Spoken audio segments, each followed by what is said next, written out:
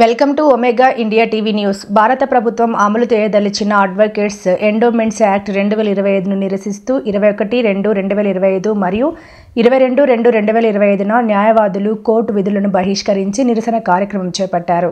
ఈ సందర్భంగా న్యాయవాదులు మాట్లాడుతూ అత్యంత దుర్మార్గకరమైన ఈ చట్టం అమలును తీవ్రంగా అడ్డుకుంటామని హెచ్చరించారు. ఈ కార్యక్రమంలో అన్నేపాగా సుందర్రావు, ఎర్రమాస్ ధనుంజయుడు, బద్దుల వెంకటరామయ్య, భీమాదు, ఆరేపల్లి వెంకటేశ్వర్లు, ఎం కృష్ణయ్య, భిక్షయ్య, శ్రీనివాస్ గౌడ్, ఎం ఆంజనేయులు, పూల నాగరాజు, దామల సంతోష్, రావూరి ప్రసాద్, మురళి, ప్రతాప్ రెడ్డి, నరేష్, అంకమ్మరాజు, రవి, రాజశేఖర్, గురువుల రాజు తదితరులు పాల్గొన్నారు.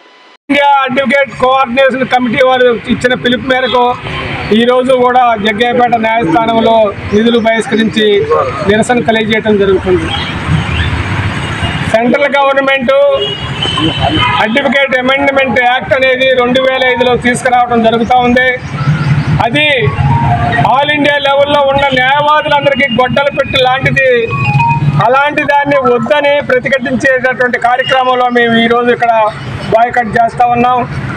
ఏదైనా మరి న్యాయస్థానాలు ఉంటాయా ఉండవా, న్యాయవాదులు ఉంటారా ఉండవా, న్యాయ కళాశాలలు ఉంటాయా ఉండవా అనేది కూడా పరిశీలించాల్సిన అవసరం ఉంది కేంద్ర రాష్ట్ర ప్రభుత్వాలు కూడా. అక్కడ ఇప్పటికే న్యాయస్థానాల్లో లోక్ అదాలత్లో న్యాయవాదులతో సంబంధం లేకుండా పోలీసుని పెట్టుకొని న్యాయస్థానాలు కేసులు రద్దు చేస్తూ ఉంటే మరి మా న్యాయవాదులకి లైవ్లీవుడ్ అనేది మా ప్రాక్టీసే. మాకేమైనా శాలరీలు ఉన్నాయా, శాలరీలు లేవు కాబట్టి ప్రతి విషయంలో కూడా న్యాయవాదికి సంబంధం ఉండాలా? లేదు.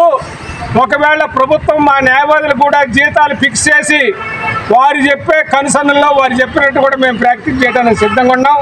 ఇది ప్రభుత్వం వెంటనే మరి స్పందించి దీని మీద సహేతుకమైన మంచి నిర్ణయం తీసుకొని మా న్యాయవాదుల యొక్క హక్కులను కాపాడాలని మేము ఏకగ్రీవంగా మా జగ్గయ్యపేట బారే కాదు, ఈ ఆంధ్ర రాష్ట్రం కాదు, తెలంగాణ యావత్ భారతదేశం మొత్తం ఈరోజు ఆందోళన చెందుతున్నారు న్యాయవాదులు. దాన్ని పరిగణలోకి తీసుకోవాలా, పార్లమెంట్ ముందుకు వచ్చిన బిల్లును కూడా వెనక్కి పంపించాలని డిమాండ్ చేస్తూ ఈ కార్యక్రమం ఢిల్లీ స్థాయిలో వారిచ్చే పిలుపు మేరకు మేము దీన్ని కంటిన్యూ చేయడానికి కూడా సిద్ధంగా ఉన్నామని తెలియజేస్తూ గవర్నమెంట్ వెంటనే స్పందించాలని కోరుకుంటూ ముగిస్తున్నాం.